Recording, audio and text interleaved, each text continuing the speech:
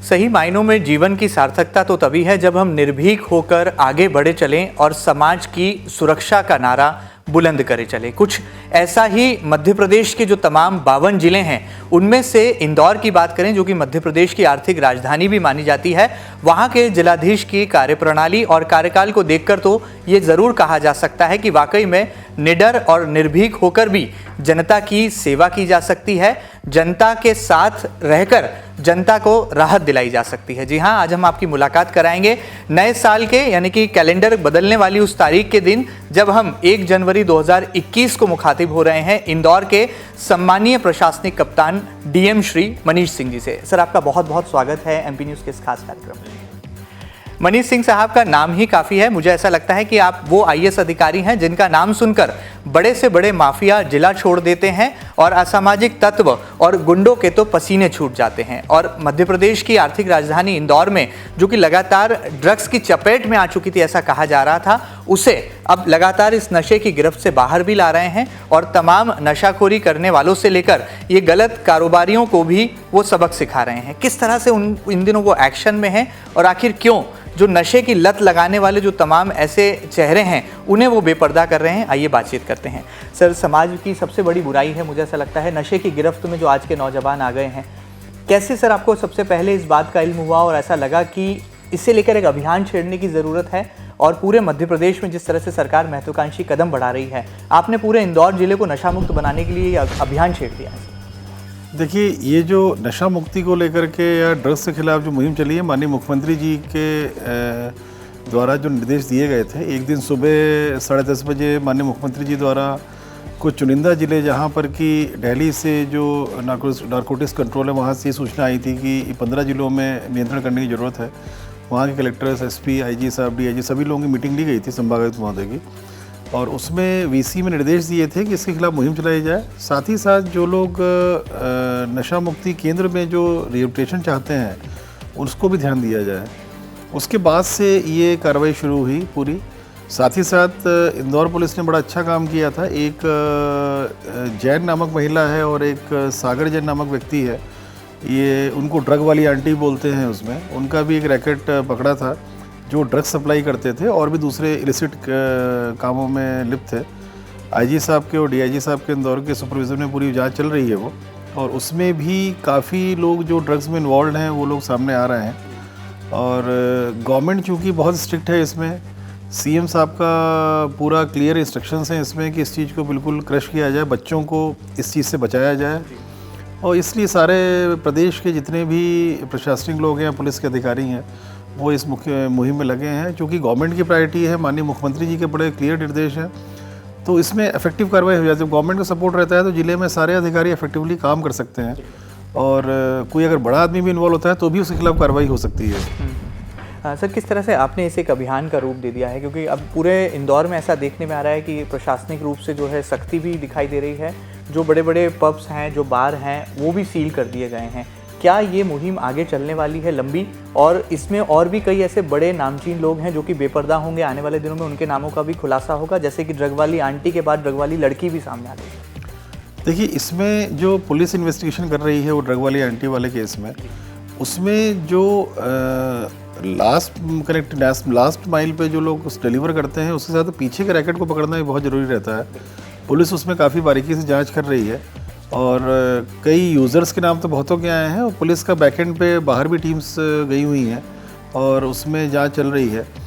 Parallelly जो हम लोगों ने जांच कराई थी एक्साइज के पॉइंट ऑफ व्यू से, जो इन्वेस्टिगेशन में शुरू में जो अखबारों में आ रहा था कि पब्स एंड बार्स में काफ़ी एक्टिव थी इनकी टीम, तो पैरेलली हम लोगों ने एक्साइज से इन्वेस्टिगेट कराया था किन किन पब्स एंड बार्स में जिनको लाइसेंस देते हैं हम लोग FL2 या FL3, वहाँ पर युवा लोग जा रहे हैं जो 21 साल से कम के बच्चे हैं, क्योंकि बार लाइसेंस में FL2 FL3 में ये शर्त रहती है कि 21 वर्ष से कम आयु के बच्चे नहीं जा सकते हैं उसमें कुछ हम लोगों को बार्स के डिटेल्स आए थे इन्वेस्टिगेशन में, उसके साक्ष्य भी लिए थे, उनके मौके पे फ़ोटो खींची गई थी एक्साइज की टीम के द्वारा, उसमें बयान परजनाए बनाए गए थे। उस पर 6 बार्स को हम लोगों ने, जो यहाँ के काफ़ी नामी बार थे, और उनको हम लोगों ने 31 दिसंबर तक के लिए उनका लाइसेंस स्थगित किया था और सील करवाया था उनको। अभी फिर रिसेंटली पुलिस ने और भी हम लोगों को जो इन्वेस्टिगेशन में साक्ष्य मिले थे कि किन किन पब्स एंड बार्स में ड्रग्स भी जाया करती थी, जो इन्वेस्टिगेशन में आया है, उनके खिलाफ भी कार्रवाई की गई है इसमें। सर, ये जो लोग हैं जो इंदौर को बदनाम कर रहे हैं, एक तरह से नशे की गिरफ्त में उड़ता इंदौर बना रहे हैं, क्या इनके खिलाफ आपको लगता है कि रासुका जैसी बड़ी कार्रवाई भी होना चाहिए ताकि भविष्य में इस तरह की घटनाओं की या इस तरह की नशाखोरी की घटनाओं पर की पुनरावृत्ति को रोका जा सके? बिल्कुल होनी चाहिए। जो अगर एग्जैक्ट जो पुलिस का इन्वेस्टिगेशन चल रहा है, अगर उसमें कोई बड़े लोग इन्वॉल्व होते हैं जो यहाँ के मेजर जो ड्रग रैकेट में इन्वॉल्व हैं, जो बाहर से ड्रग्स आते हैं, डेफिनेटली उन पर ही कार्रवाई होनी चाहिए। और इंदौर ही नहीं, मेरे ख्याल से जितने बड़े शहर हैं देश के, सब जगह होगा। मैं इंदौर पुलिस को इसमें बधाई भी दूंगा कि एटलीस्ट माननीय मुख्यमंत्री जी के निर्देश के बाद जो रैकेट पकड़ा गया है यहाँ पर, उससे कारण इंदौर में चीज़ें पकड़ में आई हैं, पकड़ में आ गई हैं। तो हम लोग उसको जो भी रेक्टिफिकेशंस हैं, जो भी सुधार है उसमें हम लोग कर रहे हैं। उसमें नशा मुक्ति केंद्र भी संभागायुक्त महोदय ने मेडिकल कॉलेज के माध्यम से बड़े अच्छे बनवा दिए हैं। और बाकी जो एक पहला पॉइंट ऑफ कांटेक्ट रहता है युवा का ड्रग्स को लेके, जो पब्स एंड बार्स बोलते हैं जिसको, जो बड़े कॉमन पॉइंट बन जाता है, उसमें भी हम लोग सख्ती कर रहे हैं साथ साथ। सर, ऐसा देखने में आता है कि अमूमन एलीट क्लास की जो फैमिलीज़ हैं, वहाँ के जो बच्चे हैं, जो टीनेजर्स हैं, वो ज़्यादातर जो हैं इस तरह की घटनाओं के शिकार हो जाते हैं। और जैसा कि कहा गया कि पब्स और बार्स को ये एक डेस्टिनेशन बनाते थे इस तरह के लोग, तो आपको लगता है कि जो एलीट क्लास की फैमिलीज़ हैं उनमें अवेयरनेस की कमी है, या फिर ये जो फ्रीडम हमें मिल गई है वेस्टर्न कल्चर की वजह से, वो एक इसके पीछे का बड़ा रीज़न है, कारण है? ये आपका कहना सही है कि एलाइट क्लास के लोग ज़्यादा इसमें जो चीज़ें आ रही हैं सामने जांच में, जो नाम आ रहे हैं, ऑफ कोर्स अभी यूज़र को अभी इसमें नहीं बनाया गया है इसमें आरोपी, पर एलाइट क्लास के लोगों के नाम भी आ रहे हैं इसमें। और उसके साथ साथ इंदौर एक बहुत बड़ा एजुकेशन हब भी है। यहाँ पर करीबन 3 से 4 लाख बच्चे, कोचिंग इंस्टीट्यूट्स हो गई, एजुकेशन इंस्टीट्यूशंस हो गए, यहाँ पर आते हैं। और स्कूलों में भी कई जगह बाहर से बच्चे आते हैं, कॉलेज में, कोचिंग्स में तो आते ही हैं। वो जो बच्चे बाहर के आसपास के ज़िलों के आ रहे हैं या बाहर से आ रहे हैं, उनका भी बहुत ज़्यादा एक इस सब चीज़ों में इन्वॉल्वमेंट हो गया था। और बेसिकली पॉइंट ऑफ कांटेक्ट तो वही था, पब्स एंड बार्स ही थे इसमें। इसीलिए सख्ती की जा रही है इसमें कि 21 साल से कम वर्ष आयु के कोई बच्चे जो, जिसमें कि स्कूल कॉलेज दोनों कवर हो जाता है, इनको किसी भी FL2 FL3 लाइसेंस वाले वहाँ पर इनको प्रवेश न दिया जाए। अगर फैमिली के साथ जा रहे हैं तो वो लोग जा सकते हैं, फैमिली के बगैर अकेले किसी को इस उम्र के लोगों को अलाउ नहीं किया जाएगा। बड़ी बात है। यहाँ पर कहा जा सकता है कि इंदौर के डीएम श्री मनीष सिंह जी के टारगेट पर हैं अब ये जो नशाखोरी करने वाले तमाम गिरोह, जो कि लगातार इंदौर में अब तक सक्रिय थे। और अब माना जा रहा है कि जिस तरह से ड्रग वाली आंटी की कहानी का खुलासा हुआ है, उसके बाद तो परत दर परत कई खुलासे होंगे और हो सकता है कि आने वाले दिनों में कई बड़े नामचीन चेहरे भी इंदौर जिला प्रशासन और इंदौर पुलिस प्रशासन बेनकाब करेगा। आगे बढ़ते हैं सर। मध्य प्रदेश के यूँ तो 52 ज़िले हैं और 52 ज़िलों में अलग अलग जिलाधीश अपनी भूमिका निभाते हैं, लेकिन आपकी भूमिका सबसे कड़क मानी जाती है, अनुशासन प्रिय मानी जाती है। और ये कहा जाता है कि यदि इंदौर में ये कार्रवाई हो गई है तो अब अन्य ज़िले जो है बेखौफ होकर ये कार्रवाई कर सकते हैं। इसके पीछे क्या राज है? कौन से ऐसे सफलता का मंत्र है, या कौन से आपके पास ऐसी निर्णायक क्षमता है, शक्ति है, जो कि लगातार आप एक के बाद एक बड़े अभियान और बड़ी मुहिम को अंजाम तक ले जाते हैं? नहीं, ऐसी बात नहीं है। जो भी मुहिम चल रही है अभी, चाहे गुंडों के खिलाफ हो, चाहे मिलावटखोरों के खिलाफ हो, चाहे ड्रग्स को लेकर के हो, माननीय मुख्यमंत्री जी के निर्देश हैं। इसमें गवर्नमेंट इसमें सीरियस है। रेगुलर हर महीने जो कलेक्टर्स कॉन्फ्रेंस हो रही है उसमें माननीय मुख्यमंत्री जी और मुख्य सचिव महोदय रिव्यू कर रहे हैं, DG साहब रिव्यू कर रहे हैं इसका, और सभी जिलों में कार्रवाई हो रही है। ऐसा नहीं केवल इंदौर में हो रही, बाकी ज़िले में भी जो कलेक्टर्स हैं और SPs हैं वो लोग काम कर रहे हैं इस फील्ड में। इंदौर में चूँकि वॉल्यूम थोड़ा ज़्यादा रहता है और यह सेंसिटिविटी थोड़ा ज़्यादा रहती है, तो यहाँ की गई कार्रवाइयों का एक बोलेंगे थोड़ा पब्लिसिटी ज़्यादा होती है, पर हर ज़िले में कार्रवाई हो रही है क्योंकि CM साहब के इंस्ट्रक्शन है, तो हर जगह ही इसमें सख्ती की जा रही है वर्तमान में।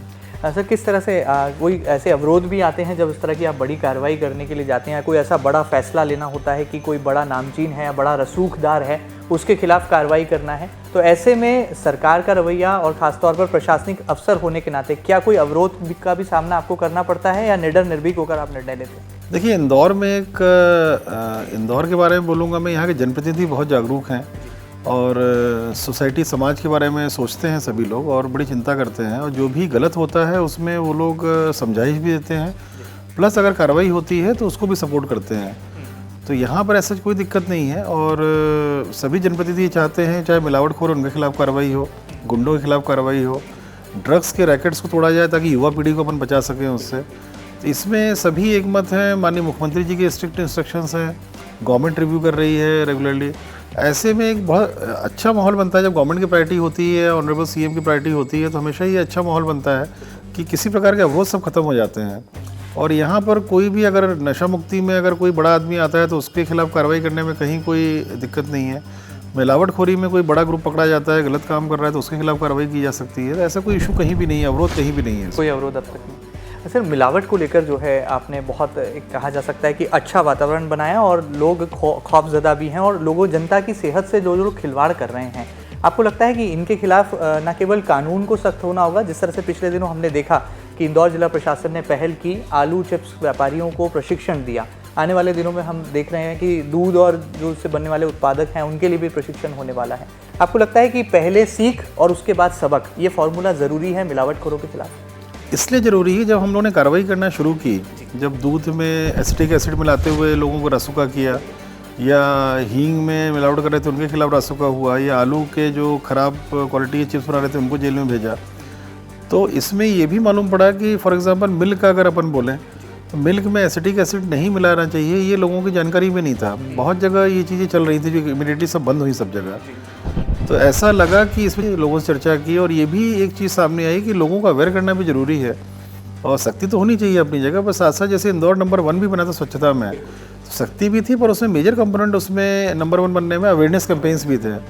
इसी प्रकार के मिलावट जो है, क्योंकि इंडस्ट्रीज़ बहुत सारी हैं इंदौर में और इंदौर का प्रोडक्ट्स पूरे प्रदेश में जाता है या सेंट्रल इंडिया में जाता है, तो मैन्युफैक्चरिंग सेक्टर बहुत स्ट्रांग होने से यहाँ पर लोगों को अवेयर करना जरूरी है, क्योंकि यहाँ कोई मिलावट होगी या कोई लोग अज्ञानता में कोई गलत चीज़ मिला देंगे तो उसका इम्पैक्ट बहुत बड़े लॉट को जाता है उसका। तो उसी क्रम में हम लोगों ने एक अवेयरनेस कैंपेन, इसमें जो एक्सपर्ट्स रहते हैं food and safety regulatory authorities के, उनके लाइसेंस्ड, उनके नेशनल लेवल के ट्रेनर्स हैं, उनको ही बुलाया था उसमें, और उन लोगों ने पूरा ट्रेनिंग दी, क्या मिलाना चाहिए क्या नहीं मिलाना चाहिए, गुणवत्ता कैसे आकी जाती है, मिलावट मुक्त प्रोडक्ट से क्या तात्पर्य होता है, जैसे नमकीन हो गई, चिप्स हो गई, क्या चीज़ आप डालेंगे तो मिलावट युक्त मानी जाएगी, क्या चीज़ नहीं डालेंगे तो मिलावट फ्री मानी जाएगी वो। तो ये चीज़ बड़ी सिंपल लैंग्वेज में उनको समझाई गई सभी को, काफ़ी लोग आए, उसमें उत्साह भी लगा उन लोगों ने। हम लोगों ने उनके एसोसिएशन की मेंबर्स को लेते हुए और जो हमारे AIMP जो इंडस्ट्री एसोसिएशन मेन है यहाँ पर, उनके सेक्रेटरी और वाइस प्रेसिडेंट और प्रेसिडेंट को रखते हुए एक कमेटी बनाई है कि इन लोगों के माध्यम से अगर किसी को कोई अवेयरनेस चाहिए कि हम अगर कोई काम प्रोडक्ट बना रहे हैं नमकीन का या चिप्स का, तो हमको क्या चीज़ मिलानी चाहिए, क्या परमिसिबल है क्या नहीं है, तो उसमें अवेयरनेस के लिए ग्रुप की एक समिति बनाई है हम लोगों ने कि एसोसिएशन में जाके सीधे वो ज्ञान ले सकते हैं वहाँ पर। तो अवेयरनेस कैंपेन्स भी हम लोग चला रहे हैं, प्लस पैरेलली सख्ती भी कर रहे हैं, ताकि क्योंकि सख्ती ही करेंगे और लोगों को मालूम नहीं रहेगा क्या करना है, लोगों तक वो चीज़ हम लोग पहुँचा नहीं पाएंगे तो कहीं हम ही लोगों का फेलियर रहता है वो। दोनों तरह से जब कार्रवाई करेंगे तो सफलता मिलेगी उसको। बिल्कुल ठीक बात। तो सर, हम ये कह सकते हैं कि जो जागरूकता का अलग आप जगाने जा रहे हैं, आने वाले दिनों में इंदौर मध्य प्रदेश का वो जिला होगा जिसे कि मिलावट मुक्त हम कह पाएंगे, ये सपना पूरा होना चाहिए, क्योंकि इसमें जनप्रतिनिधि भी बहुत सपोर्ट कर रहे हैं और जनता भी चाहती है, यहाँ की मीडिया भी चाहती है, और जो मैन्युफैक्चरिंग सेक्टर के लोग हैं 99% लोग ये चाहते हैं कि साहब हमको मालूम पड़े कि हमें क्या नहीं मिलाना चाहिए ताकि हम अपना प्रोडक्ट अच्छा बना सकें हम। तो इसमें मुझे लगता है कि जिस तरह की जनता का जो टर्नआउट था उस दिन, उसको देखते हुए लगता है कि शहर के सभी नमकीन के लोग आए थे वहाँ पर, जो नमकीन में छोटा बड़ा काम करते हैं, जो अनऑर्गेनाइज सेक्टर में हैं वो लोग भी सब आए थे। तो अनऑर्गेनाइज सेक्टर में जो काम चल रहा है, चाहे मिल्क का हो, चाहे नमकीन का हो, चाहे मसालों का हो, उनको ट्रेन करना, उनको अवेयरनेस करना, प्लस उसमें जो लोग नहीं मानते हैं सख्ती करना, दोनों चीज़ें करनी पड़ेंगी। और डेफिनेटली एक मिलावट मुक्त मैन्युफैक्चरिंग सेक्टर की तरफ अपन जा सकते हैं खाद्य पदार्थों के मामले में। बड़ी बात है। यहाँ पर कहा जा सकता है कि भारत का सबसे स्वच्छ शहर तो है ही इंदौर, और आने वाले दिनों में शायद हम ये नारा भी बुलंद करते नजर आएंगे कि इंदौर को अब पूरी तरह से मिलावट मुक्त बना दिया गया है। और आने वाले दिनों में जागरूकता का ही ये एक परिणाम होगा कि तमाम व्यापारी जो कि जानकारी के अभाव में जो है इस तरह की गलत काम को कर जाते थे, उसे वो करने के लिए पीछे हटेंगे। सर, आपके बारे में कहा जाता है कि आप शहर को नंबर 1 बना देते हैं, फिर वो चाहे गुंडों से मुक्ति दिलाने का मामला हो, माफियाओं को दूर भगाने का मामला हो, या देश के सबसे स्वच्छ शहर बनाने का मामला हो। फिलहाल हमने देखा कि कोरोना काल में एक जंग जो है पूरी शहर की जनता ने लड़ी, जिसका नेतृत्व तो प्रशासनिक कप्तान के तौर पर आपने किया। आने वाले दिनों में क्या हम सेहत के मामले में, स्वास्थ्य सेवाओं के मामले में इंदौर जिले को नंबर 1 बना पाएंगे, आपको लगता है? देखिए, स्वास्थ्य सेवाओं में बहुत सारी गवर्नमेंट की योजनाएं चलती हैं। आज प्रसूति सहायता योजना है, मातृत्व वंदना योजना है, अपने जननी सुरक्षा योजना है, लाडली लक्ष्मी योजना है। सब एक तरह से जो एक नीडी वर्ग है, middle class, lower middle class की जो बच्चियां हैं, उनको एक गवर्नमेंट की योजनाओं के माध्यम से लाभ दिया जाता है। ये लाभ सही व्यक्ति को सही टाइम पे 100% मिले, इसको इंश्योर करना, हमारी जो अस्पताल की सेवाएं हैं वो ठीक से चलें, उसको इंश्योर करना चैलेंज रहता है हमेशा। हेल्थ फैसिलिटीज़ में गवर्नमेंट सेक्टर में काफ़ी चैलेंजेस हैं जिसको कि अभी हम लोगों को ओवरकम करना है। और साथ ही साथ जो खाने पीने का आइटम्स जो उसमें मिलावट ना हो उसमें, क्योंकि कई जगह पे जैसे काली मिर्च में अगर कोई मिनरल ऑयल मिलाया जा रहा है या उसको किसी एक स्टार्च से या किसी ग्लूकोज टाइप के आइटम से उसको वेट हैवी किया जा रहा है उसका, तो वो सब नुकसान करता है लॉन्ग टर्म में। तो इस सब चीज़ों को जितना रोक सकेंगे उतना ही ये शहर मिलावट मुक्त की तरफ जाएगा, एक हेल्दी सिटी तरफ जाएगा। हेल्दी सिटी के लिए स्वच्छता बहुत जरूरी रहती है, उसमें जनता ने और जनप्रतिनिधियों ने और मीडिया ने मिल के इस शहर को नंबर 1 बनाया और मेंटेन भी किया हुआ है और आज भी मेंटेन कर रही है जनता यहाँ की।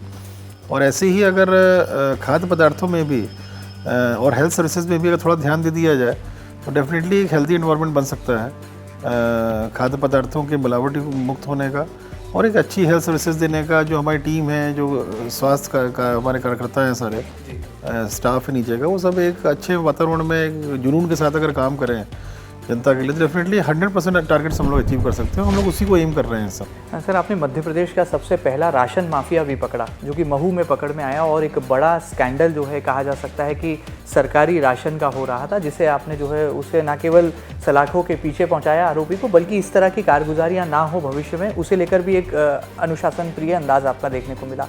किस तरह से वो कार्रवाई की पहली जानकारी आपको लगी और कैसे आपको लगा कि सरकारी राशन में भी लोग जो हैं इस तरह की कारगुजारियों को अंजाम दे जाते हैं? इसमें भी मैं बोलूँगा कि समय समय पर सीएम साहब के इंस्ट्रक्शंस रहते थे राशन माफिया को लेकर, राशन में गड़बड़ियाँ ना हो, क्योंकि राशन एक पुअरेस्ट ऑफ पुअर को दिया जाता है, पुअर फैमिलीज़ को दिया जाता है ये, और सबसे नीडी जो लोग रहते हैं उन्हीं के लिए ये राशन गवर्नमेंट सब्सिडाइज रेट्स पे देती है। इसमें एसडीएम महू अभिलाष मिश्रा जी हैं, उनको सबसे पहले सूचना मिली थी इसकी। कुछ इन्फॉर्मेशन मेरे पास भी आई थी, हम लोगों ने पहले इन्फॉर्मेशन गैदर की और इसके बाद फिर उन्होंने रेड की उसने अभिलाष मिश्रा ने।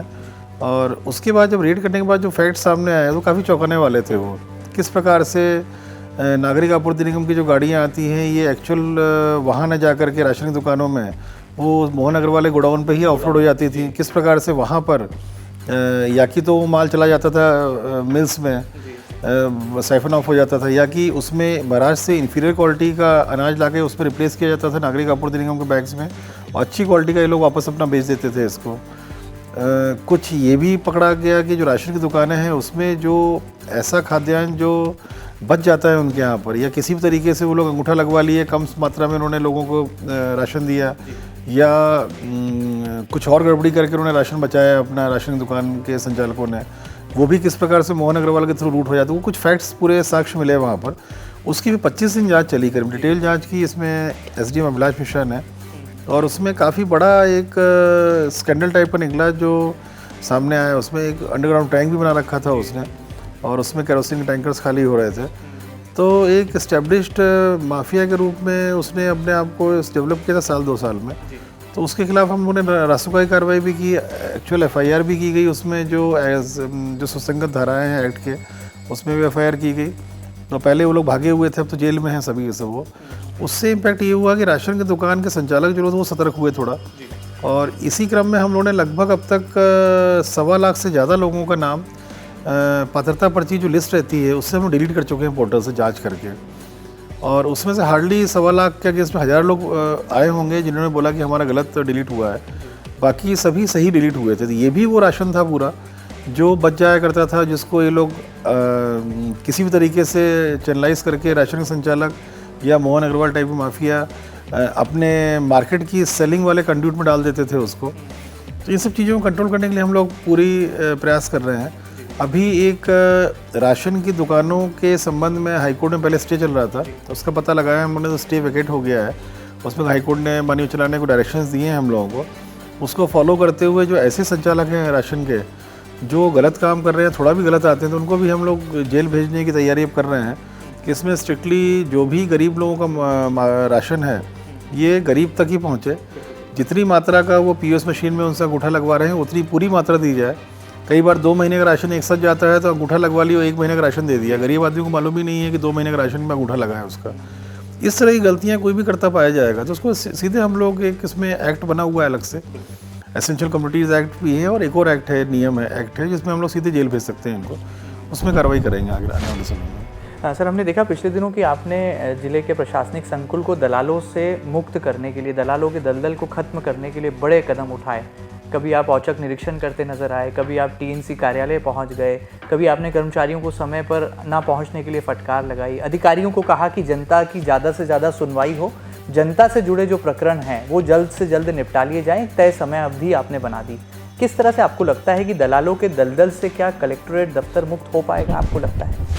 अभी वर्तमान में तो पूरी तरह से मुक्त है और हम लोग पहले से ही जो एडिशनल कलेक्टर से हम लोग पहले से ही कह रहे थे कि दलालों को एंटरटेन नहीं करना है या जो बिचौलिए बोल रहे हैं उनको एंटरटेन नहीं करना है। हो इसमें एक्चुअली बिचौलिए पनपते क्यों हैं? अगर हमारे गवर्नमेंट सर्वेंट्स जो हैं अगर सीधे जनता को रिस्पॉन्ड नहीं करेंगे, जनता की शिकायतें, जनता के काम सीधे अगर कम्युनिकेशन के तहत काम नहीं होंगे, उसमें बिचौलिए पनपते हैं। तो बिचौलिए पनपने का सीधे इंडिकेशन ये रहता है कि सरकारी तंत्र जो है वो सही काम नहीं कर रहा है।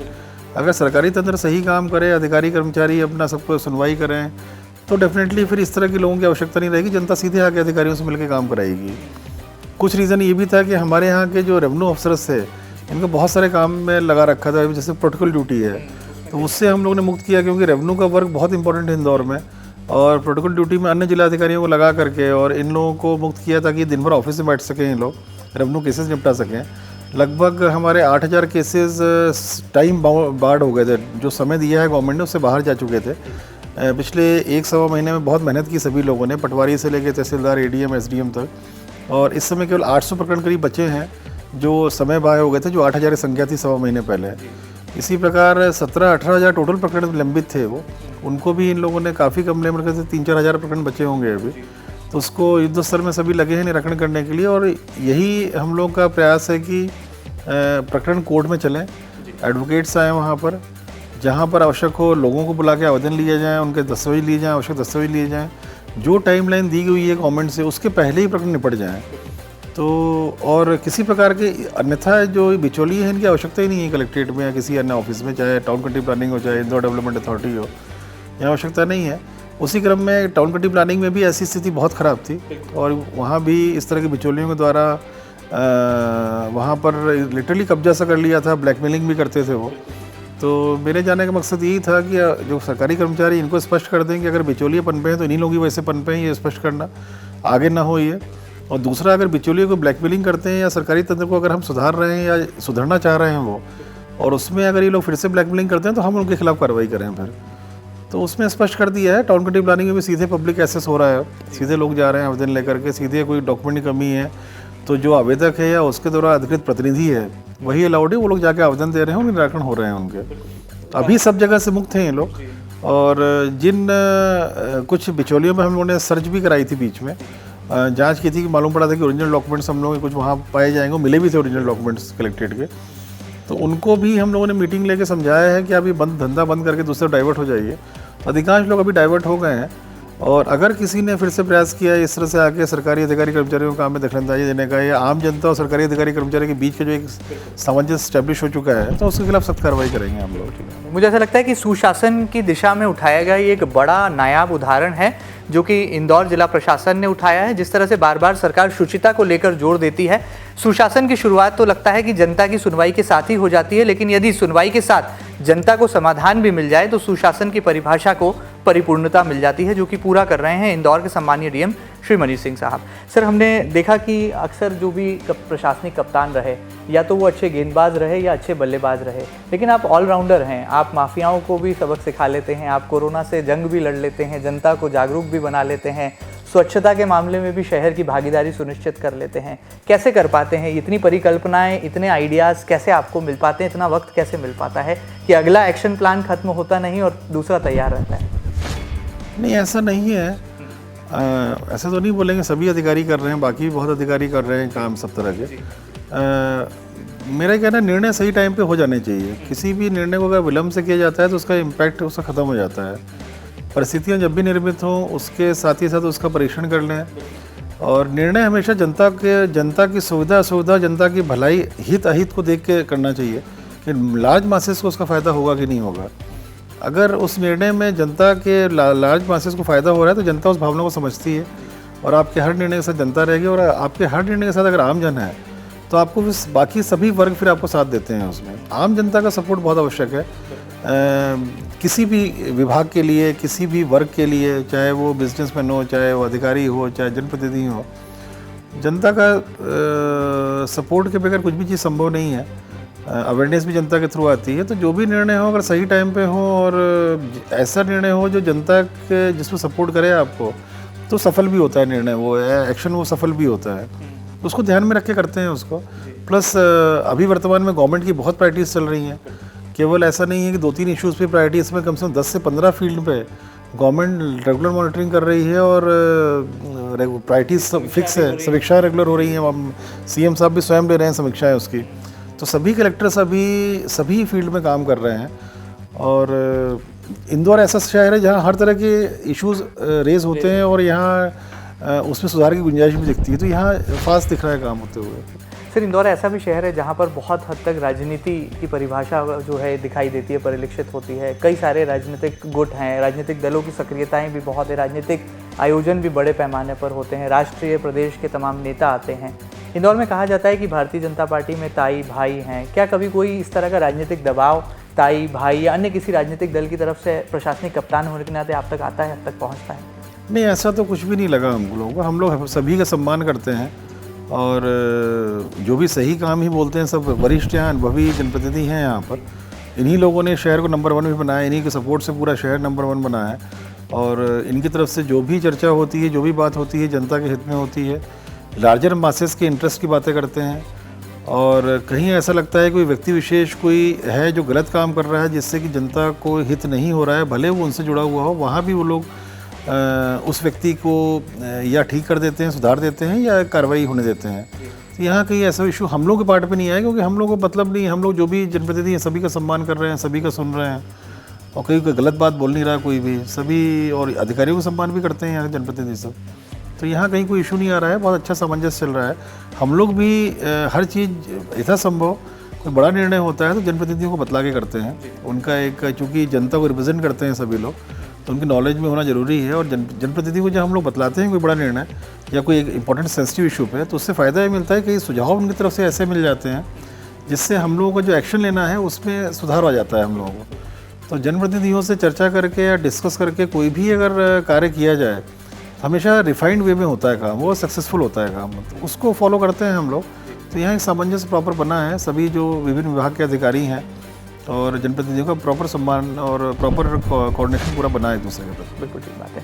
सर, आप जनता के नायक बने हैं, जिलाधीश की जिस भूमिका को आप निर्वहन कर रहे हैं, ऐसे में प्रशासनिक टीम का जो है बहुत हद तक महत्वपूर्ण योगदान देखा जाता है। आपके पास टीम कैसी है? जो आपकी प्रशासनिक टीम में आपको लगता है कि जिस तरह से कोरोना काल से आप शहर को निकाल कर लाए, कोरोना की जो विपरीत परिस्थितियाँ थी, बढ़ते आंकड़े थे, भय का वातावरण था, लॉकडाउन के साए में शहर था, तमाम चीज़ों को पार करके आप शहर को वापस उसी रफ्तार में लाकर आपने खड़ा कर दिया जिस जिंदादिली के लिए इंदौर जाना पहचाना जाता है, देवी अहिल्या की नगरी के नाम को सुशोभित करता है। टीम को कितना आप क्रेडिट देते हैं?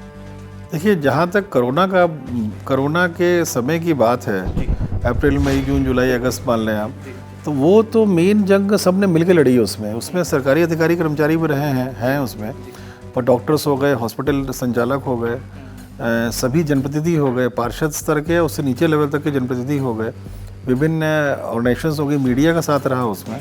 तो वो जंग तो ऐसी थी कि सरकारी अधिकारियों के अकेले के बस की नहीं थी वो, उसमें बहुत लार्ज उसमें कंट्रीब्यूशन आया।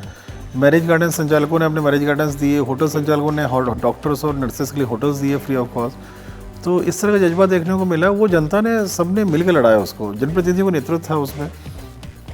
क्राइसिस मैनेजमेंट ग्रुप में जो सभी चुने हुए प्रतिनिधि हमारे रहते थे, उनके द्वारा जो निर्णय लिए जाते थे उसका कंप्लायंस हम लोग करते थे। सरकारी तंत्र के सभी लोगों ने बहुत मेहनत से काम किया। सरकारी तंत्र में ऐसा नहीं है, 95% से अधिक लोग काम करना चाहते हैं, काम करते भी हैं और काम आता भी है उनको। केवल ये रहता है कि 2-4% लोग जो रहते हैं, जो थोड़ा खुराफाती तत्व टाइप के रहते हैं, या जो कार्य नहीं करते हैं, या कार्य करना नहीं चाहते हैं, या कार्य आता नहीं है उनको अगर आपने नियंत्रित कर लिया तो 95% जो लोग काम करना चाह रहे हैं मोटिवेट हो जाते हैं काम के लिए। जब 5% या 4% जो लोग कार्य नहीं करते हैं, उनकी वजह से 95% सरकारी अधिकारी कर्मचारी डीमोटिवेट होते हैं। तो वो अगर आपने उन 2-4% लोगों को कंट्रोल कर लिया, नियंत्रित कर लिया, उनके खिलाफ कार्रवाई कर दी या उनसे काम करा लिया, तो 95% तो काम करने के लिए तैयार बैठे हुए हैं। तो टीम बहुत अच्छी है, जैसे हर जिले में टीम अच्छी है वैसे यहाँ भी टीम अच्छी है, वो काम भी कर रहे हैं सब लोग। तो जब भी व्यक्तित्व और कर्तृत्व की बात आती है तो ऐसा कहा जाता है कि जब प्रशंसा होती है तो आलोचना होना भी स्वाभाविक है। कभी आपको लगा कि आपके अनुशासन प्रिय अंदाज की कहीं किसी ने आलोचना की, तो क्या इस आलोचना को भी आपने एक सीख के तौर पर, एक पार्ट के तौर पर लिया, और इस आलोचना को लेकर क्या कोई प्रतिक्रिया आपके मन में आती है, क्या कोई दिल की बात है जो आपको लगता है कि लोगों तक जाना ज़रूरी है? देखिए, जब सरकारी अधिकारी कर्मचारियों को हम लोग मैनेज करते हैं, मीटिंग लेते हैं, बात करते हैं, तो उसमें नाराज़गी व्यक्त करने का हर वरिष्ठ अधिकारी को अपने सबऑर्डिनेट्स के प्रति एक रहता है कि अगर कोई काम नहीं कर रहा है तो आप नाराज़गी को व्यक्त कर सकते हैं कि आप काम नहीं कर रहे हैं और ये रीज़न है काम नहीं करने के। जब ऐसी स्थिति रहती है, कोई अधिकारी कर्मचारी काम कर सकता है, वो सक्षम है, समुचित बुद्धिमान भी है, अनुभव भी है, उसको फिर कार्य नहीं करता है, तब उसको थोड़ा नाराज़गी व्यक्त करनी पड़ती है। उसमें अब नाराज़गी आप व्यक्त करेंगे तो बड़ा नेचुरल है कि सामने वाले को नहीं अच्छा लगेगा। पर अगर जनता के हित में, क्यों सरकार का सब काम जनता के हित में होता है, अगर जो भी योजना है सरकार की वो सारे यही डिपार्टमेंट सब कंप्लायंस कर रहे हैं, चाहे महिला एंड बाल विकास हो, हेल्थ हो, पीएचई वाटर सप्लाई देख रहा है, ऐसे ढेर सारे डिपार्टमेंट से, पंचायत है, जो सब काम कर रहे हैं ये। तो अगर अधिकारी काम नहीं कर रहा है तो सीधे उससे जनता अफेक्टेड होती है। तो किसी भी अधिकारी कर्मचारी का कार्य नहीं करना जबकि कार्य कर सकता है और वो लापरवाही कर रहा है, तो उसके लिए गवर्नमेंट ने डिसिप्लिनरी एक्शंस के भी एक सिस्टम बनाए हुए हैं। पहला प्रयास ये होता है कि डांट के, समझा के, नाराज़गी व्यक्त करके अधिकारी कर्मचारी काम करने लग जाए। अगर नहीं, 90% लोग करने लग जाते हैं काम। थोड़ा अगर नाराज़गी व्यक्त करेंगे और समझाइश भी देंगे, नाराज़गी व्यक्त करेंगे, तो दोनों कॉम्बिनेशन से गाइड भी करेंगे तो 90-95% लोग जो अगर नहीं भी कर रहे होते हैं तो उनको मोटिवेट हो जाते हैं काम करने के लिए। अगर कोई कहीं नहीं करना चाहता है उसके बाद भी, तो उसके लिए भी गवर्नमेंट की डिसिप्लिनरी एक्शंस है, उसमें लिखा पढ़ी शुरू होती है। फिर अब उसमें किसी को अच्छा लगे या बुरा लगे उसको बहुत बॉदर नहीं करना चाहिए, क्योंकि अब जब आप सिस्टम को, किसी को अगर हेड कर रहे हैं और आपका दायित्व है कि लोगों से काम कराना, और उससे लाखों पब्लिक जुड़ी हुई है उन कामों से, फिर उसका पब्लिक को पहले देखना चाहिए। सरकारी अधिकारी कर्मचारियों को अच्छा लगना बुरा लगना बहुत बॉदर नहीं करना चाहिए इसको। सर, इंदौर वो शहर है जो कि भारत का सबसे स्वच्छ शहर तो है ही, लेकिन आने वाले दिनों में ये स्मार्ट सिटी की कैटेगरी का एक अग्रणी शहर भी माना जाएगा। इंदौर वो शहर है जिसे मिनी मुंबई की संज्ञा भी दी जाती है, और इंदौर में ही आने वाले दिनों में मेट्रो प्रोजेक्ट भी रफ्तार पकड़ने वाला है। ऐसे में इस स्मार्ट सिटी के स्मार्ट डीएम होने के नाते आपको लगता है कि स्मार्ट सिटी के लिए हम पूरी तरह से तैयार हैं और एक विकासशील शहर से विकसित शहर की तरफ हम कदम बढ़ा रहे हैं, जहां मेट्रो भी होगी, स्मार्ट सिटी का कॉन्सेप्ट भी होगा और डेवलपमेंट की एक ओवरऑल परिभाषा जो है इंदौर से पूरे देश को देखने को मिलेगी? नहीं, बिल्कुल आप सही बोल रहे हैं। इंदौर स्मार्ट सिटी तरफ बढ़ रहा है। स्मार्ट सिटी का तात्पर्य ये होता है कि जो एक आदमी अपने शहर में रहे, अगर वो घर से निकलता है तो उसको एक तो गंदगी ना देखने को मिले, सीवेज सिस्टम्स प्रॉपर वर्क करें, उसके घर में जो पानी की लाइन से पानी आ रहा है वो पोर्टेबल रहे, उसमें गंदगी किसी प्रकार, जैसे पहले बहुत आया करती थी, अब काफ़ी इंप्रूवमेंट आ गया है उसमें, तो वो पोर्टेबल वाटर उसको पीने के लिए मिले। फिर अगर वो शहर में मूव कर रहा है तो डस्ट फ्री रहे वातावरण। पहले एक इंदौर का समय था कि जब लोग सफ़ेद शर्ट के ऊपर एक विंड चीटर टाइप डाल के चला करते थे, इतनी डस्ट थी। और साथ ही साथ पेडेस्ट्रियन ट्रैफिक हो गया तो उसके लिए फुटपाथ प्रॉपर रहे, पब्लिक ट्रांसपोर्ट स्ट्रॉन्ग रहे, जिसमें कि अभी आपने बोला जो मेट्रो रेल वगैरह डाली जा रही है यहाँ पर। तो एक आम आदमी की जब दैनंदिन जीवन में जहाँ मूवमेंट हो रहा है, उसका जहाँ जा रहा है, पब्लिक सर्विसेज जो गवर्नमेंट डिपार्टमेंट्स की हैं वो सुविधाजनक तरीके से मिले उसको, वहाँ परेशानी ना हो, तो सब चीज़ मिला के एक स्मार्ट सिटी बनती है।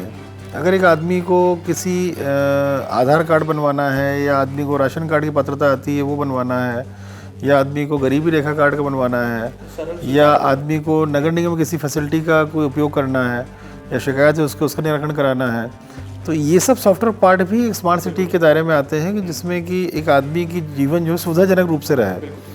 स्मार्ट सिटी का तात्पर्य ये केवल नहीं है कि एक मल्टी हाई राइज बिल्डिंग्स रहे मैनहट्टन जैसे या न्यूयॉर्क जैसे, पर एक उसका जीवन सुविधाजनक रहे। जो मध्य इंडिया में जो स्मार्ट सिटी की परिकल्पना गवर्नमेंट ऑफ इंडिया ने की हुई है, उसमें इसके लिए ये सब चीज़ें हैं। ई गवर्नेंस प्रॉपर रहे, जिससे कि ई गवर्नेंस के माध्यम से लोगों को घर बैठ के जितनी अधिक से अधिक सुविधाएँ मिल सकें। इस क्रम में इंदौर आगे बढ़ रहा है, डेफिनेटली मानता हूँ। उसके लिए यहाँ के जनप्रतिनिधियों को भी धन्यवाद देना चाहिए, जनता को भी देना चाहिए। जागरूकता बहुत ज़्यादा है यहाँ पर। किसी भी इस शहर की जनता को, जो मैंने देखा है इस शहर को इतने सालों से, इस शहर की जनता ने केवल स्वच्छता के मामले में सख्ती बर्दाश्त की है, और किसी चीज़ में जनता ने अनावश्यक सख्ती बर्दाश्त नहीं की है। इतना रिएक्टिव शहर भी है ये। लोग अच्छे भी हैं, समझदार हैं, पर गलत चीज़ नहीं स्वीकार करते हैं। तो ये चीज़ धीरे धीरे शहर को स्मार्ट सिटी तरफ ले जा रही है।